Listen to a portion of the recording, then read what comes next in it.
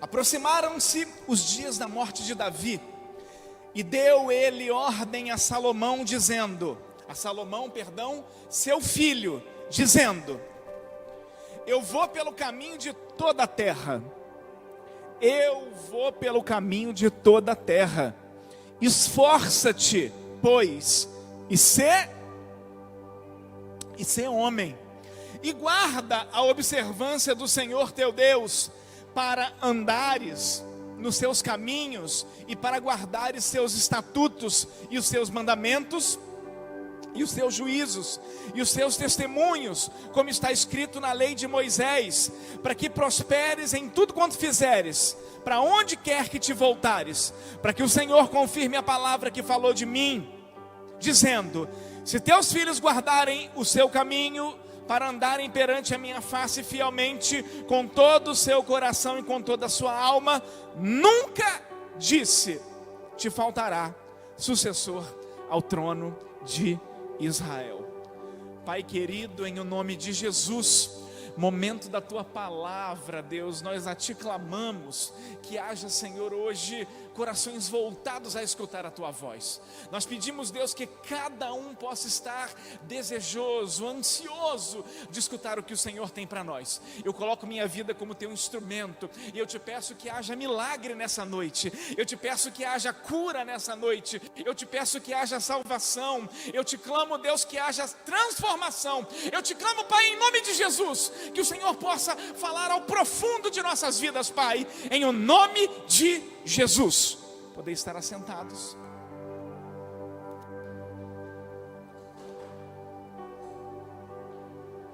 Imagina comigo um pai que está prestes a partir, nos seus últimos momentos de vida. Não tem mais espaço para conversas superficiais.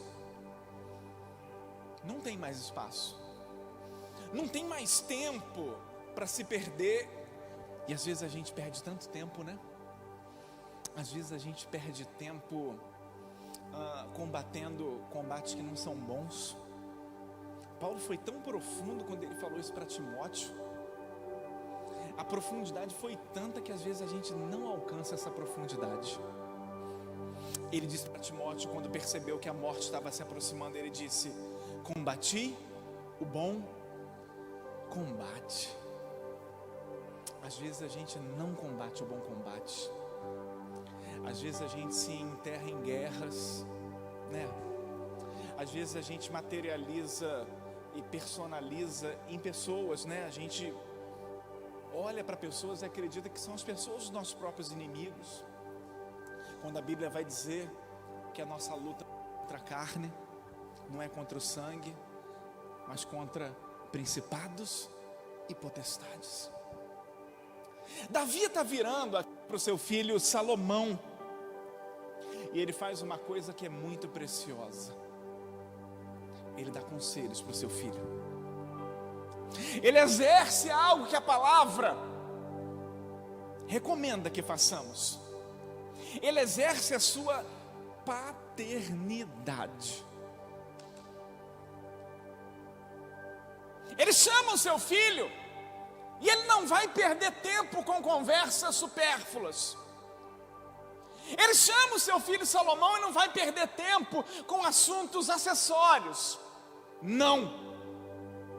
Ele chama o seu filho e sabe que não tem tempo para dar um curso de 1 ano.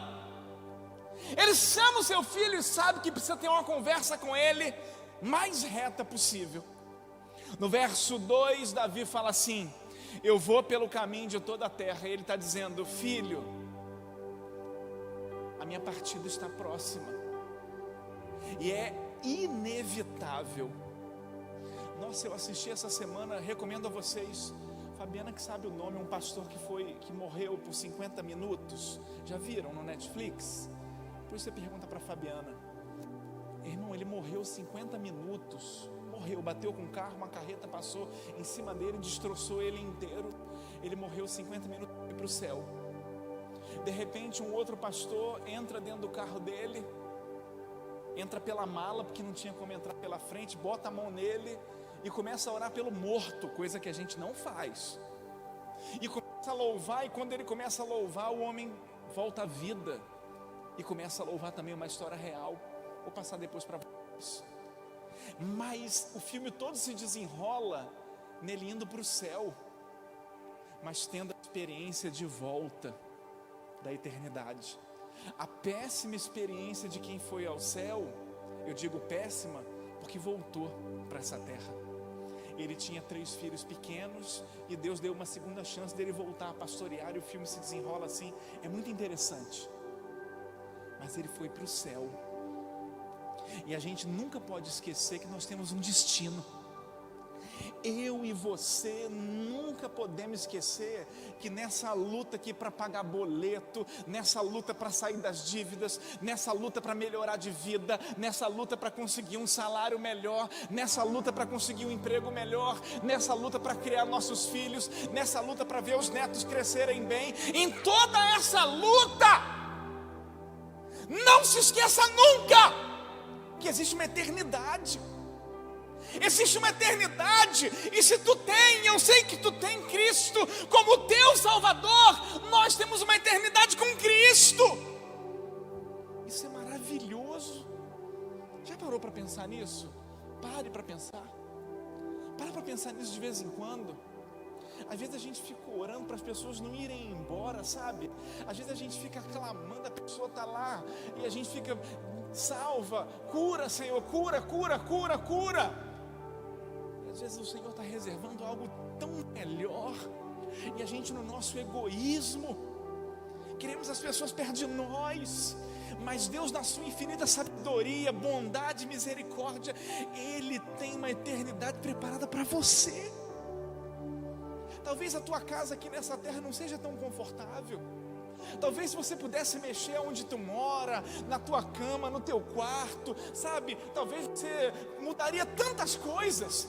Mas a verdade é que existe uma casa, existe algo, um lugar preparado pelo Senhor, desde a fundação do mundo, está preparado para mim e para você. A gente se apega tanto. E Davi sabia que a hora deles para lá estava chegando, ele não estava depressivo. Oh, eu vou morrer. Não. Ele estava fazendo seu testamento vital.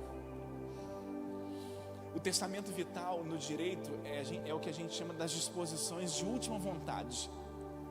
Não é propriamente de você destinar os seus bens, que a lei brasileira, por exemplo, autoriza que você que tem filho ou esposa, você pode dispor da metade dos seus bens. Se você não tem filhos nem esposa, você pode dispor da totalidade.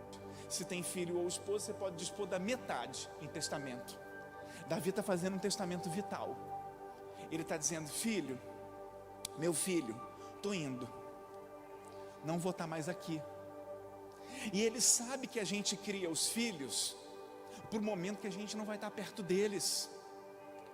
Querido, nós precisamos entender que nós transmitimos algo, que nós ensinamos algo para quando as pessoas não vão estar perto de nós, sabe? E às vezes eu oriento o líder de célula. Já tive a oportunidade de passar estudo por vídeo, estudo por áudio. Mas quem dá o estudo é o líder de célula. Eu não sou muleta do líder de célula. E às vezes a gente pensa que tem como controlar tudo. Às vezes a gente pensa que vai tomar as decisões pelos nossos filhos. Às vezes a gente pensa que vai tomar as decisões pelos nossos discípulos, por aqueles que caminham conosco. Não vamos. Não vamos. Mas a gente não vai tomar as decisões, mas a gente pode fazer algo que é precioso e não pode ser negligenciado. Ensinar, orientar. E é isso que Davi está fazendo. O verso 2, ele está dizendo, esforça-te e ser espiritual? Não. E fala em línguas? Não. E ser próspero? Não. Esforça-te e ser homem. Isso aqui é um chamado à firmeza. Isso aqui é um chamado que Davi faz para Salomão, e eu creio que é um chamado para todos nós nessa geração Z, nessa geração de 2020, 2025. Esse é um chamado para todos nós sermos homens. sabe? E quando Davi está dizendo isso, Davi está apontando para uma firmeza moral. Davi está apontando para um caráter, para uma honestidade. Davi está apontando para algo que não é agredir os outros, que não é ser um garanhão para as mulheres, que não é ter uma mulher aqui e outra ali, fazer um filho aqui e outro lá. Não é isso ser homem. Quando Davi diz para ele ser homem, Davi está preparando uma próxima geração. Davi começa a exercer a sua paternidade, porque sim, ele falhou na trajetória, e a gente falha também. A gente não é perfeito, mas Davi está exercendo uma paternidade para preparar uma próxima geração. E afinal de contas, o que você faz na sua célula? Que não é preparar uma próxima geração, é preparar uma próxima geração.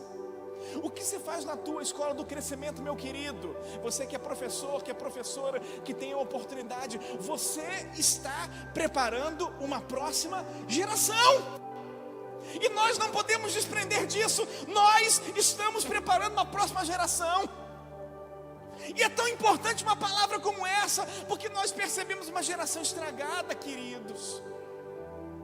Você pega o metrô, tem lá um camarada cheio de tatuagem, alguns cabelos brancos como eu, sabe? Não sou contra a tatuagem não, mas só para exemplificar. Alguns cabelos brancos, tu vê que é uma pessoa de idade, já passou dos 35, dos 30, e ele está vendo desenho.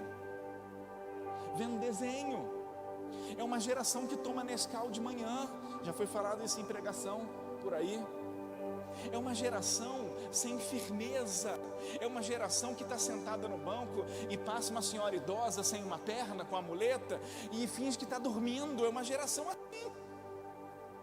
Nós estamos vivendo uma geração hoje que clarissimamente as palavras de Davi, as palavras de paternidade de Davi, entraria facilmente no coração dessa geração.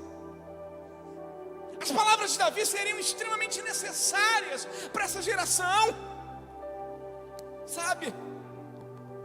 Nós temos uma geração de pessoas inseguras. E se você não exercer sua paternidade, sabe quais os adultos que vão sair da nossa casa? Estou falando nossa, incluindo a minha, tá? Se a gente não exercer a nossa paternidade, os passarinhos não vão voar do ninho. Eles vão ficar dentro do ninho. E eles vão crescendo, e eles vão precisando de mais alimento. E aí eles vão comer o alimento deles e o teu. Você está entendendo o que eu estou falando nessa noite? Nós precisamos exercer a nossa paternidade. E exercer a paternidade é conceder muitas vezes liberdade. Muitas vezes exercer a paternidade é conceder: olha, te vira, que tu não é quadrado, arruma um jeito, resolve essa situação. É muitas vezes ter como socorrer e não socorrer.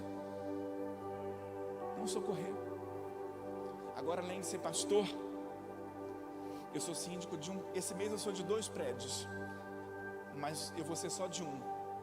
Esse mês eu estou de 2, mãe, né? Um prédio verde, aquele. Aí me passaram a assumir para ser síndico do prédio. Ninguém queria pagar condomínio. Aí cortaram a água. E aí queriam que eu resolvesse, que eu fizesse mágica. O síndico vai fazer mágica. Falei: vai voltar a água na hora que todo mundo pagar. Mas eu não tenho, eu sou isso. Na hora que todos pagarem, a água vai voltar. Irmão, 48 horas, todo mundo se virou e pagou. E a água voltou. Nós temos uma geração que está acostumada a que os outros resolvam seus problemas para si. Nós temos uma geração que está acostumada, Salomões, acostumados com Davi, comprando suas guerras, lutando suas guerras, comprando suas brigas. Então a palavra está nos ensinando que quem exerce a paternidade é o tema da palavra de hoje, Raquel. Nem entrei na palavra ainda. Um pai que prepara a próxima geração. E você que está aqui nessa noite: mas eu não sou pai. É para você também. Mas meus filhos já estão criados. É para você também. É para todos nós. Nós temos a responsabilidade de preparar a próxima geração. Tu crê nisso? gente tem que preparar a próxima geração. E eu vou extrair hoje 3 marcas e vou correr, que literalmente eu não entrei na palavra ainda. E eu quero acabar 8, senão eu perco a credibilidade com vocês. Eu quero compartilhar com vocês hoje 3 marcas daquele que prepara a próxima geração. E isso é muito urgente para nós, queridos. Muito. Que a maioria aqui tem filho. E os que não têm são líderes. E os que não têm são professores. É muito urgente essa palavra. Eu aprendo que quem prepara a próxima geração ensina a ser forte no Senhor. Nós precisamos ser fortes no Senhor, queridos. A gente não é bonequinho de porcelana não, que quebra à toa. A gente se quebra na presença do nosso Deus, sabe? Mas a gente tem que ser forte no Senhor. Davi vira para Salomão e diz assim no verso 2: esforça-te. Se eu inverter, esforça-te é ser forte.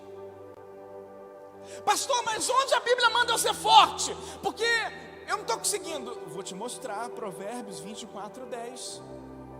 Se te mostrares frouxo no dia da angústia, a tua força será... Você conhece a Bíblia mais do que eu. Se te mostrares frouxo no dia da tua angústia, a tua força vai ser pequena. Querido, quando eu era pequeno, eu aprendi assim: olha, o dia que você dá de cara com um cachorro, você não deixa ele saber que ele tem medo de você. Encara ele de frente, que ele não vai te avançar. E uma vez eu fui na casa de um colega que ele tinha... Essas raças não existem mais. Pastor belga, Doberman. Não existia pitbull naquela época, eram esses cachorros. Irmão, veio 2 pastor belga para cima de mim. Eu era do tamanho da Sofia, mas eu me tremi. Até meus órgãos interiores se tremeram de medo. Mas eu olhei para o cachorro e rosnei para ele e falei: vem. O cachorro parou e ficou me olhando. Não veio. E aí eu ganhei uns 30 segundos para o dono chegar e amarrar o cachorro. Nessa coragem fingida que eu tive, né?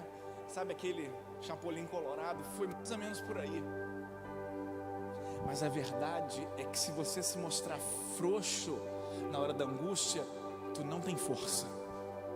Se tu se mostrar frouxo no dia da dificuldade, tu não tem força. Se tu te mostrar frouxo no dia do problema, tu não tem força. Se tu te mostrar frouxo no dia da adversidade, tu não tem força.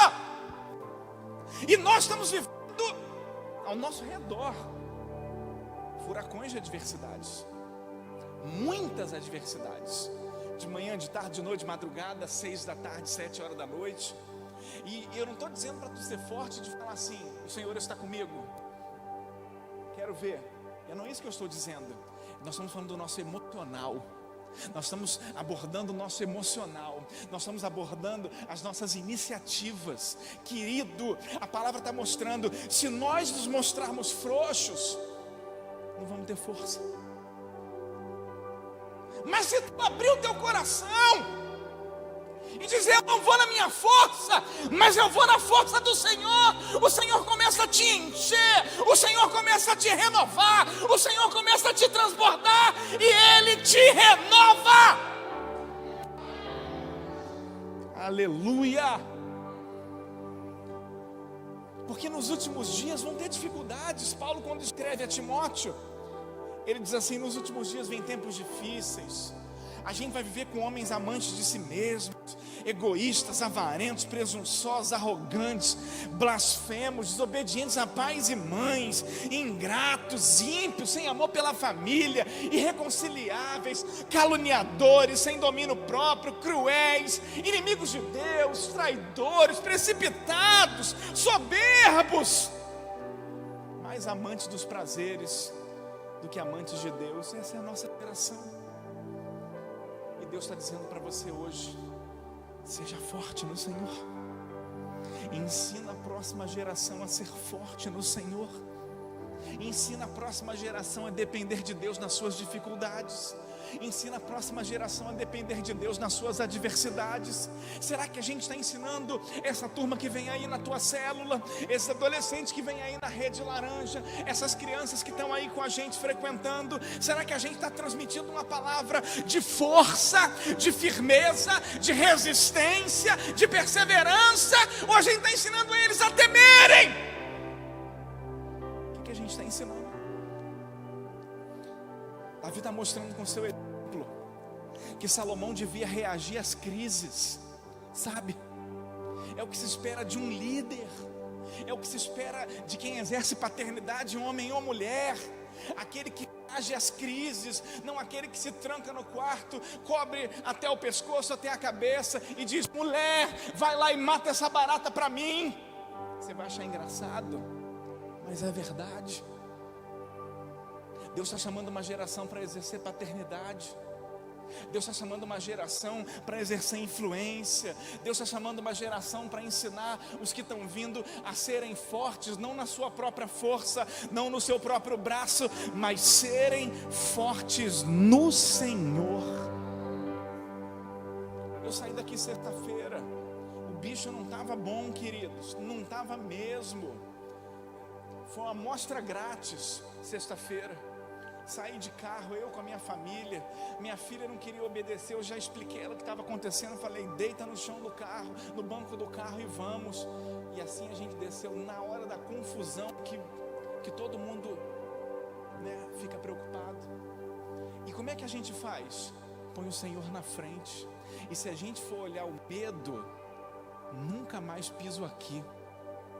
Sabe quantos reais que eu recebo para vir aqui? Quantos mil reais eu recebo? 0. Se for olhar medo, nunca mais piso aqui. Se for olhar medo, nunca mais subo aqui. Mas olha, a gente está entendendo algo que está acima da nossa compreensão. Nós estamos olhando algo que está acima do que os nossos olhos podem ver.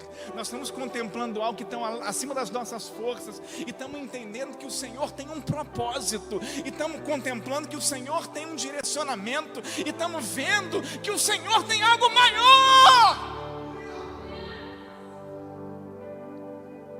Mas se tu se desfalecer, se desmanchar, não sobra nada, sabe?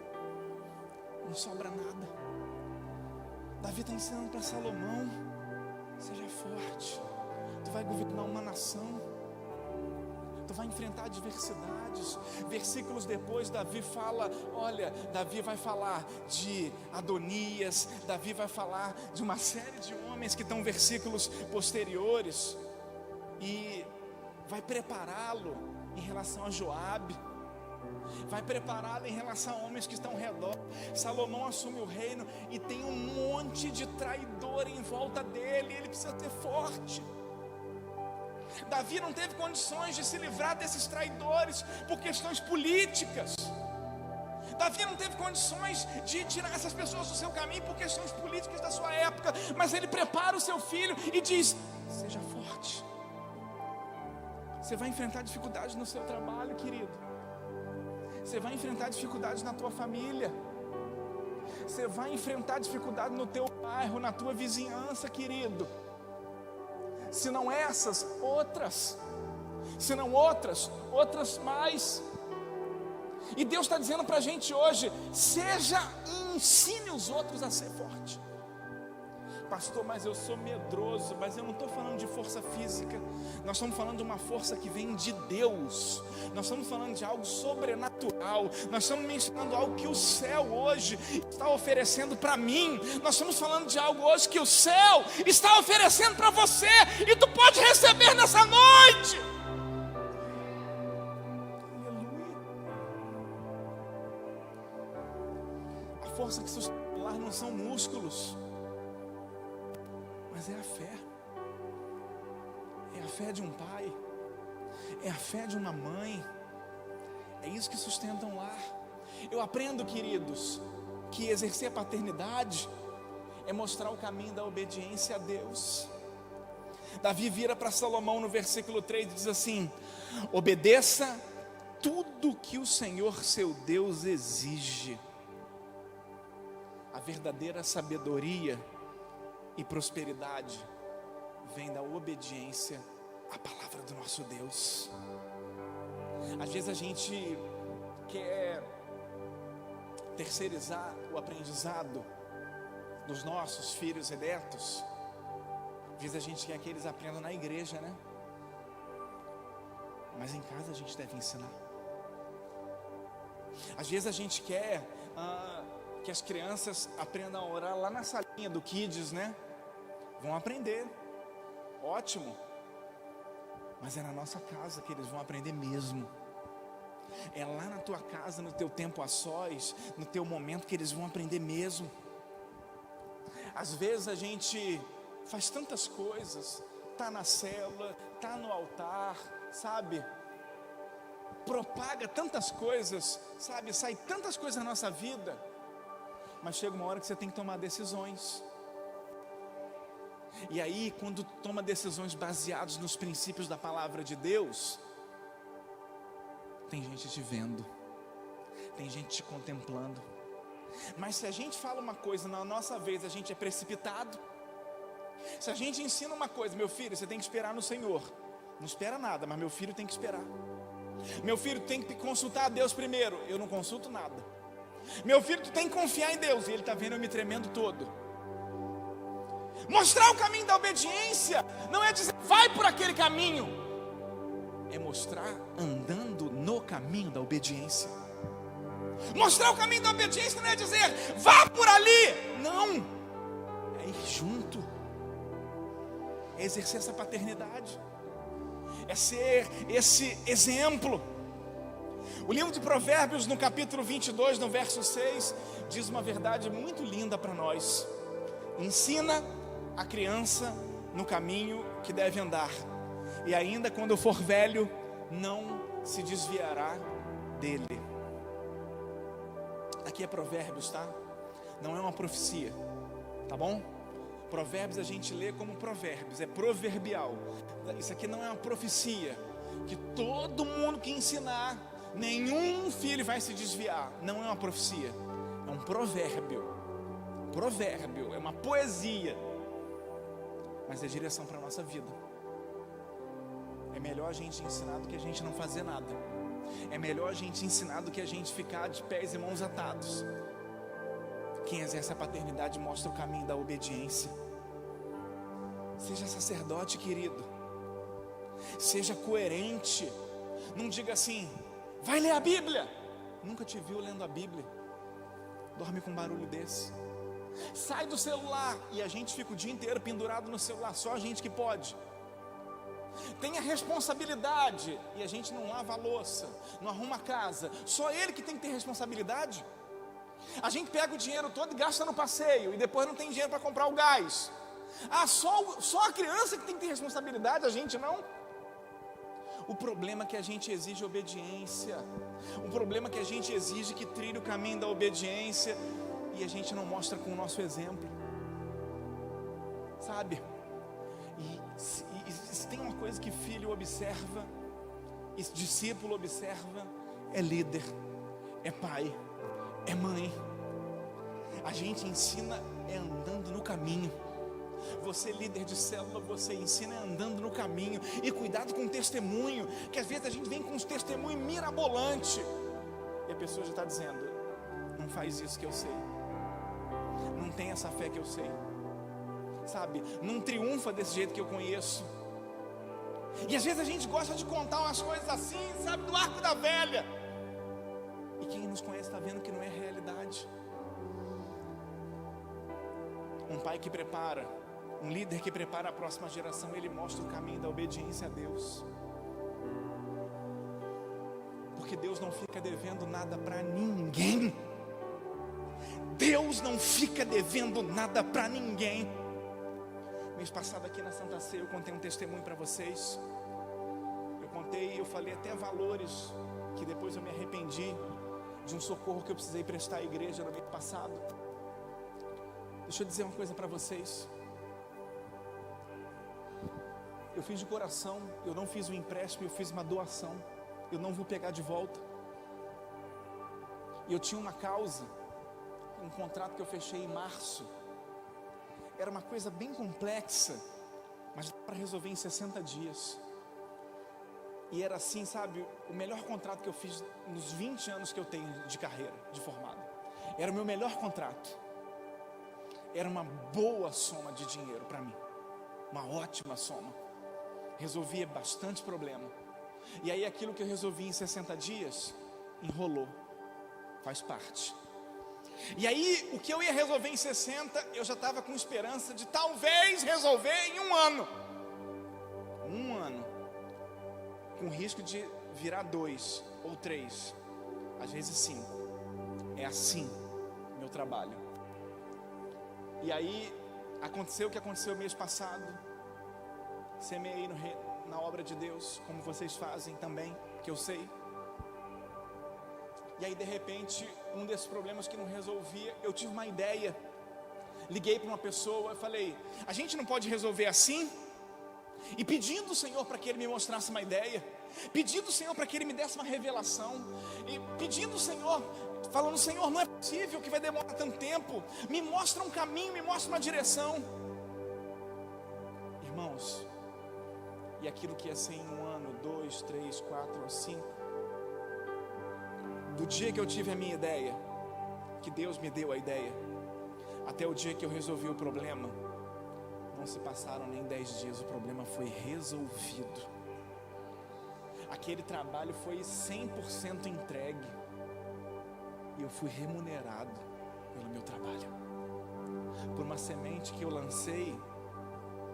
Obrigado, vou dizer a verdade para vocês, fiz porque não tinha outra alternativa, tive que lançar aquela semente, fui obrigado a lançar aquela semente no reino de Deus, porque senão a conta não ia fechar. Mas Deus é tão maravilhoso que Ele não fica devendo nada para ninguém. Ele não fica devendo a tua obediência, Ele não fica devendo, sabe, a tua semente, Ele não fica devendo a tua fidelidade, Ele não fica devendo o teu compromisso. Ele recompensa a tua obediência, Ele recompensa a tua fidelidade, Ele recompensa o teu compromisso. E eu quero pregar isso nessa noite, uma vida de obediência. Que a gente tem uma geração lá fora que não quer nada com nada. A gente tem uma geração lá fora que eles querem o carpe diem, né? Curta o momento, né? Curta só um momento, depois arca com as consequências. Essa geração lá fora. Então, querido, que nós possamos ser líderes e exercer paternidade daqueles que mostram o caminho da obediência. Ontem eu fui entregar, da próxima vez eu quero uma mochila do iFood emprestada, Paulo, arruma para mim, tá? Que pelo menos está identificado.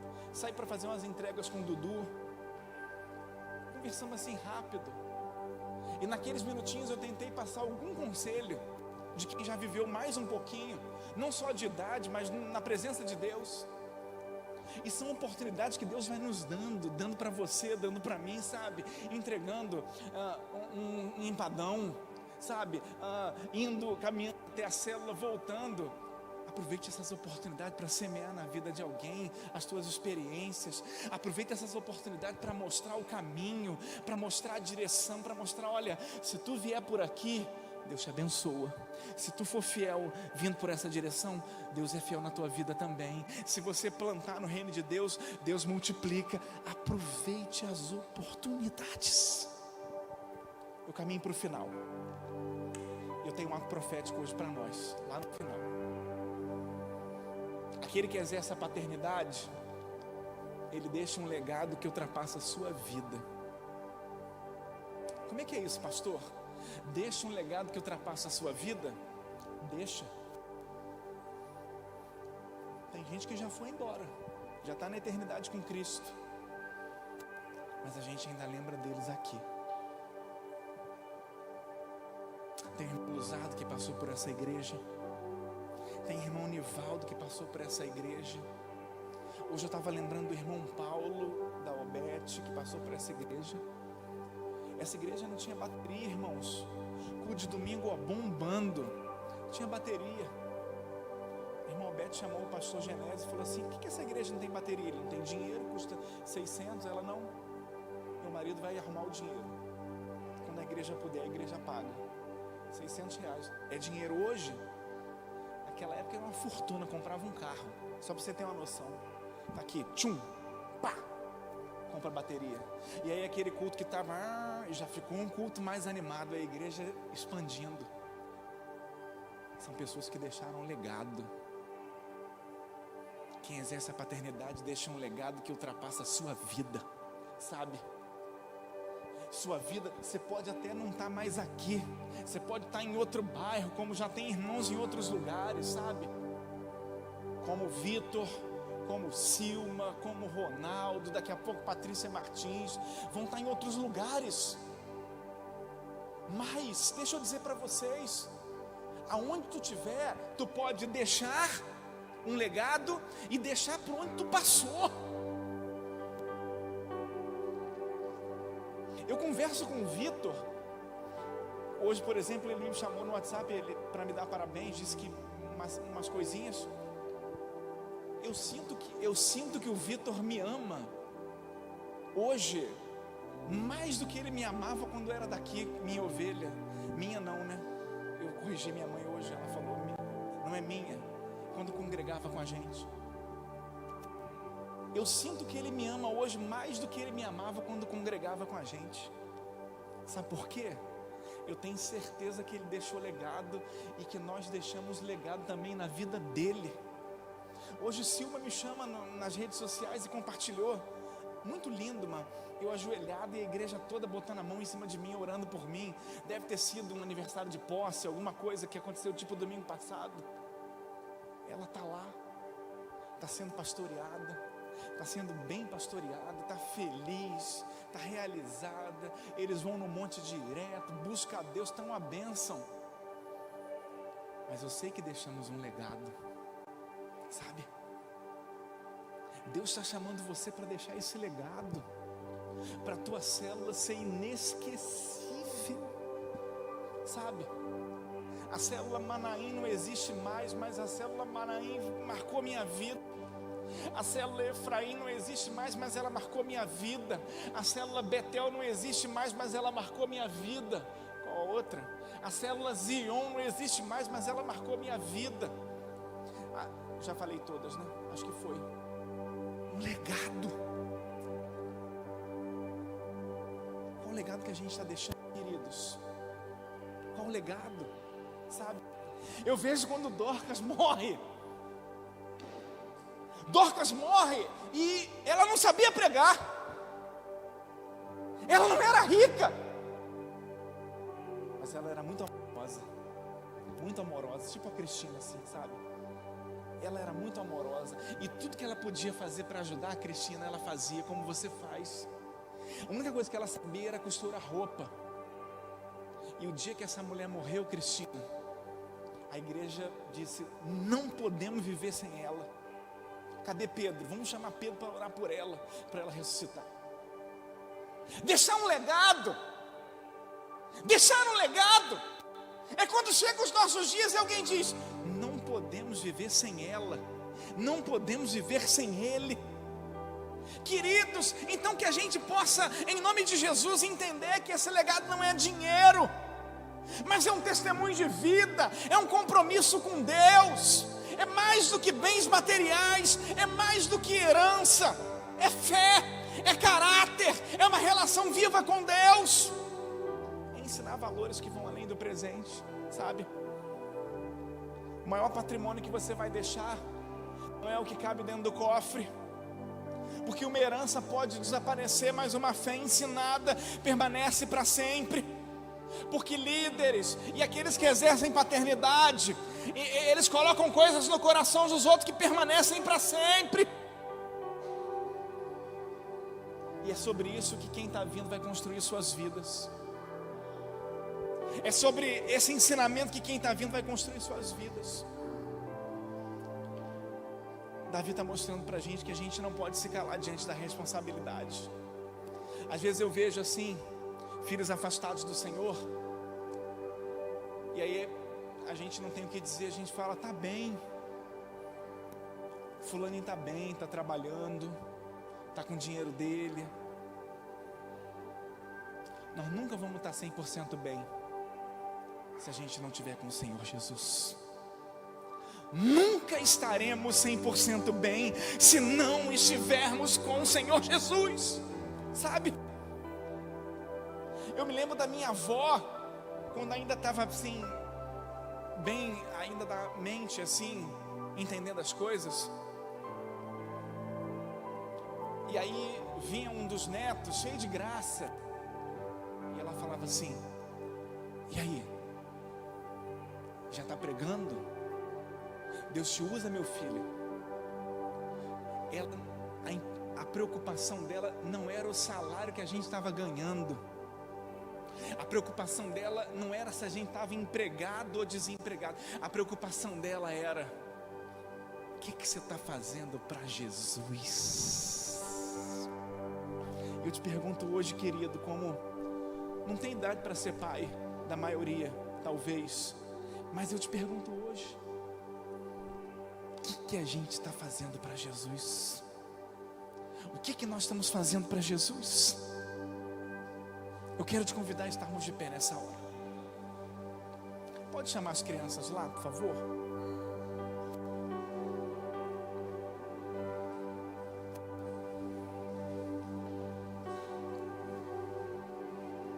Isso, chama lá pra gente. Se Fernanda estiver ministrando, interrompe, pede, diz que eu pedi para interromper e trazer as crianças. Aleluia. Davi está